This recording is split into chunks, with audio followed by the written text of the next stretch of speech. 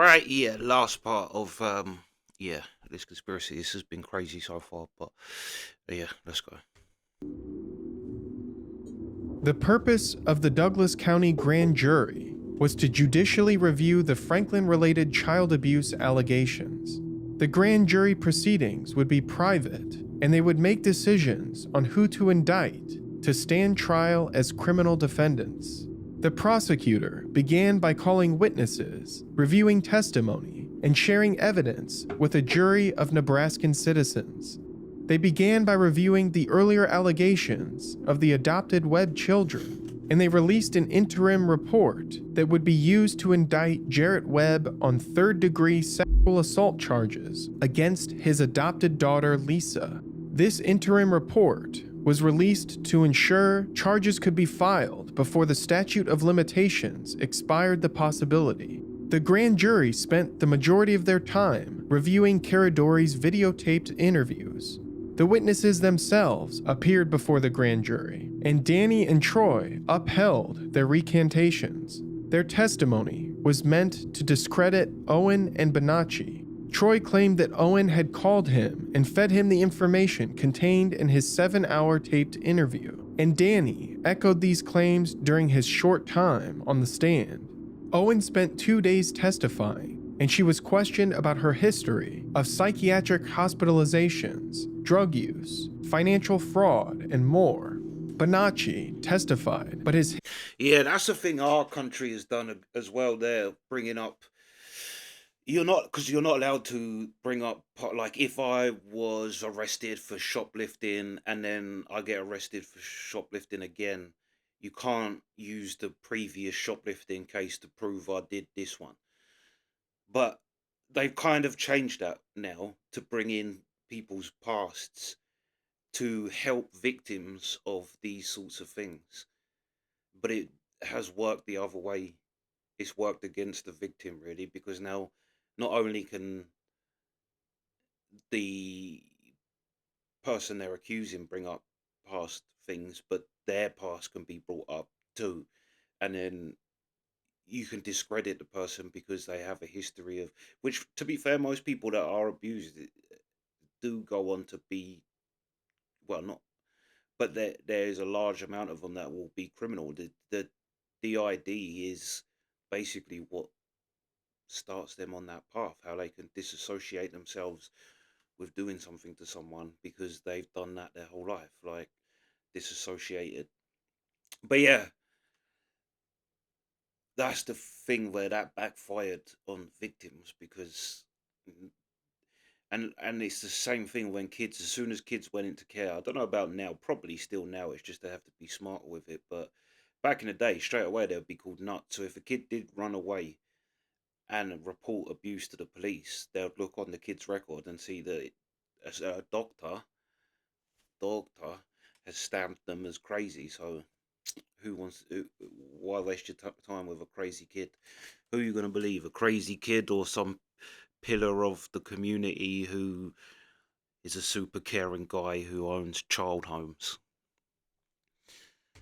history of sexual offenses and psychiatric diagnosis greatly damaged his credibility. The Douglas County Grand Jury released its final report on July 23, 1990, less than 2 weeks after Caradori's death.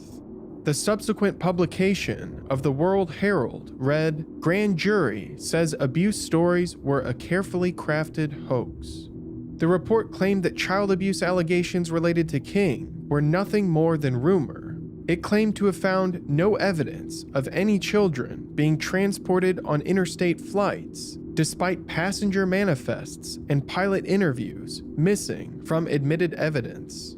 The report concluded that Lawrence King had used money to solicit and procure men in their late teens and early 20s, which was considered adult pandering. King was not prosecuted because of the pending federal financial case that would result in his conviction. Instead, the jury indicted Alicia Owen on 8 counts of perjury, Paul Bonacci on 3 counts of perjury, and Alan Baer for 2 counts of adult pandering. In 1991, King was convicted of embezzling over $39 million from the Franklin Community Federal Credit Union. The court found him guilty of making fraudulent financial transactions and misappropriating funds, which led to the credit union's insolvency and subsequent federal takeover. King was sentenced to 15 years in prison, a judgment that aimed to hold him accountable for the financial damages his actions caused. In addition to his prison sentence, King was ordered to make restitution, although the prospect of recovering the embezzled funds was considered slim due to the scale of his theft and his depleted resources.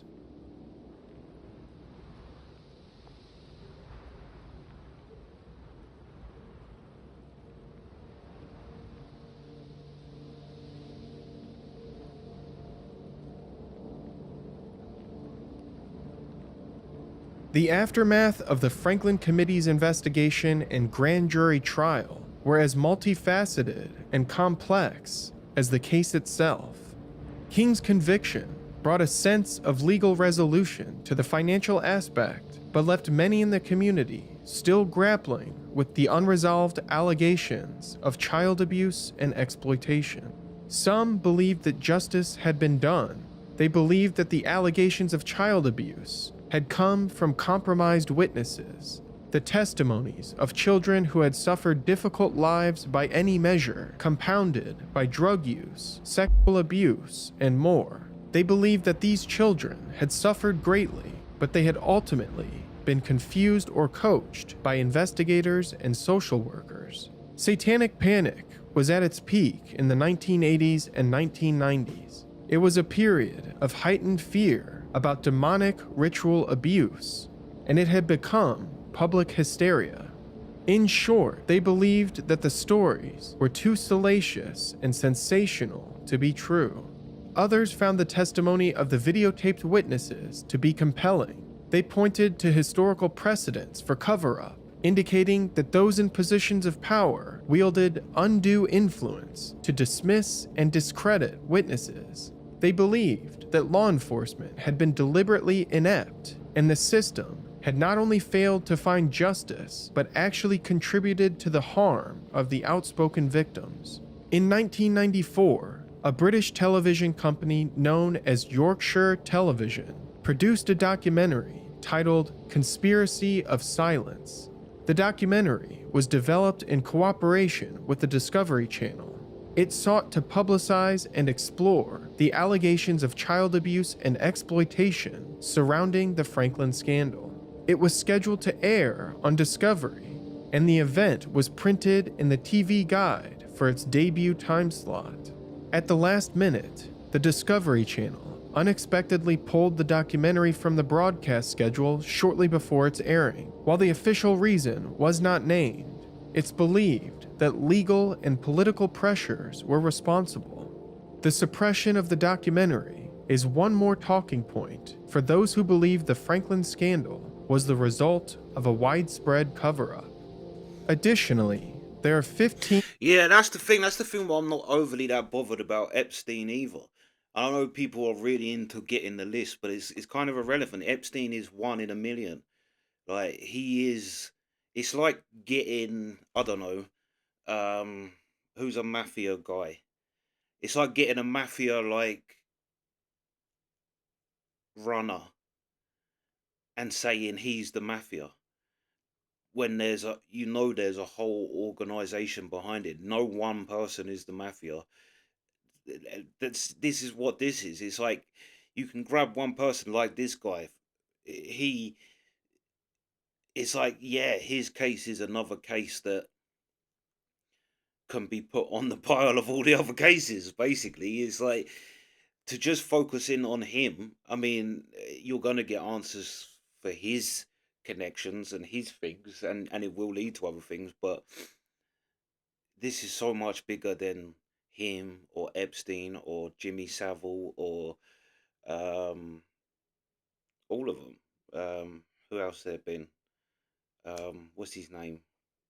Fred West in our country. um it goes into politicians and everything. suspicious deaths connected to Franklin. Bill Baker was a restaurant owner in Omaha.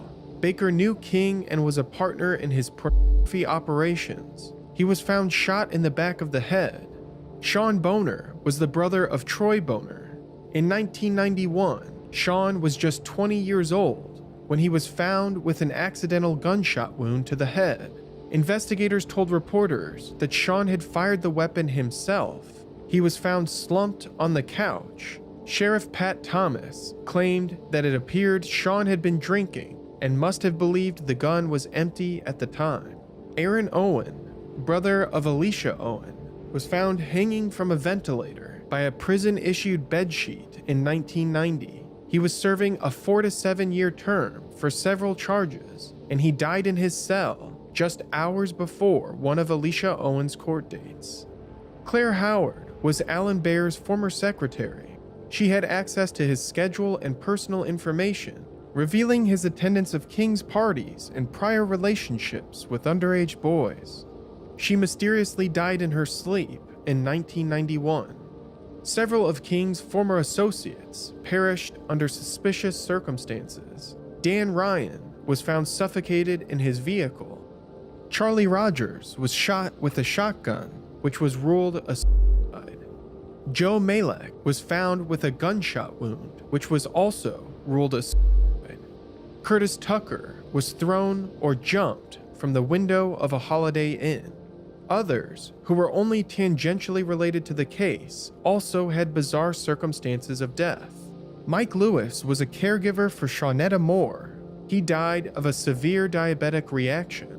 Bill Skoleski was an Omaha police officer who had been conducting his own investigation into King, and he died of a cardiac event. Kathleen Sorensen had fostered Nellie and Kimberly Webb after they left the care of Jarrett and Barbara Webb.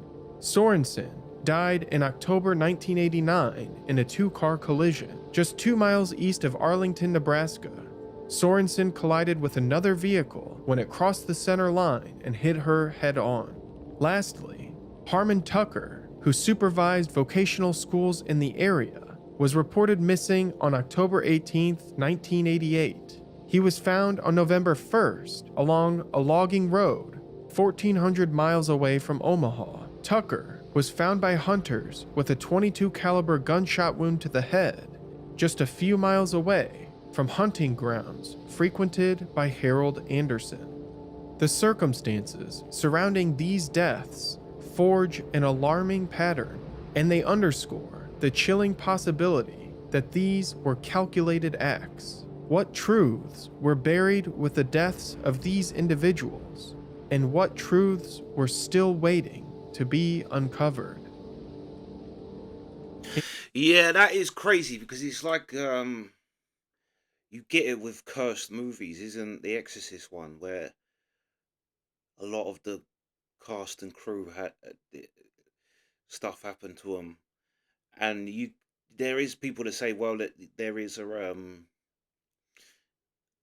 lot of people work on a movie, or a lot of people have a lot of people to do with things that, but that's a hell of a lot of people to die, quite a lot to die by gunshot to the head, accidentally doing it yourself. Yeah, quite a lot of people. That's kind of too many people to die before their time. Um, yeah, all in one thing. But it's always that again. You just watch these things and it's like, yeah, same thing, same thing, same thing. Oh, everybody dies. That's the ending. Always the same thing. If it's not everybody dies, then it's the people take back their things. Yeah. Years following the Franklin scandal, Paul Bonacci served his time for his convictions. He filed a federal suit against Lawrence King and won because King refused to appear in court. Bonacci was awarded a $1 million settlement, but it's unclear how much of this money, if any, was ever collected. In 1997, Noreen Gosh had survived a divorce and moved into an apartment on her own. It was 15 years after the disappearance of her son, Johnny Gosh, and she was trying to put the pieces of her life back together. She claims that two men appeared at her door in the middle of the night, and she recognized one of them as her son almost immediately, which was confirmed when he revealed an identifiable birthmark on his chest. Gosh traveled with another man who spoke very little. He didn't mention his living situation or the abuses he had suffered, but he did confirm much of Paul Bonacci's story about his abduction. They only spoke for a few hours before Gosh left, claiming that he was on the run from his abductors and he would not be safe until the perpetrators were brought to justice. Paul Bonacci is 57 years old now. He has a Do you think she just lost her mind? Because why didn't she say who it was? Like, do you think that she's just grief stricken and either hallucinated that or dreamt it and thinks it's real, or do you think he did turn up at her door? Maybe he's. Who knows? family of his own, and he still lives in Nebraska.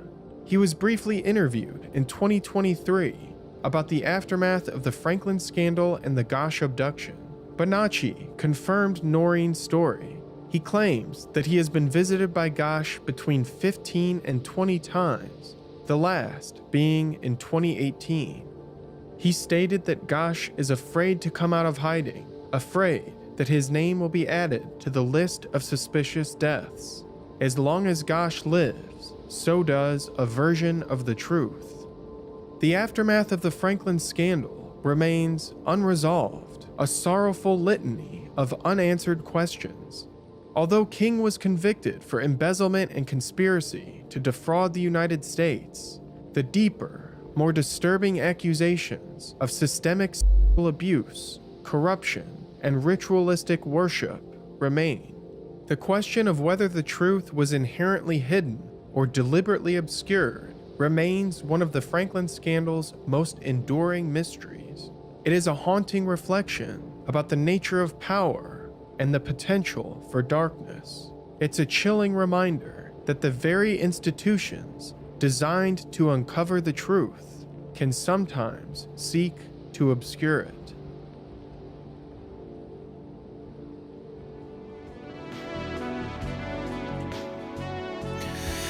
Yeah, that's But I said that in one of the earlier parts. That's what happens. Is always that they get them on something that's not the thing that they know they did, like Al Capone, tax evasion. Yeah,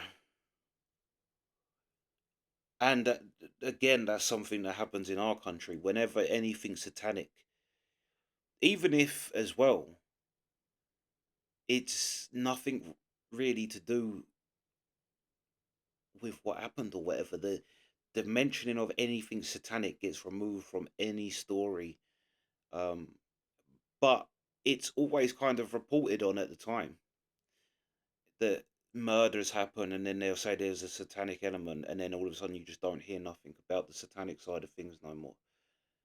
Um,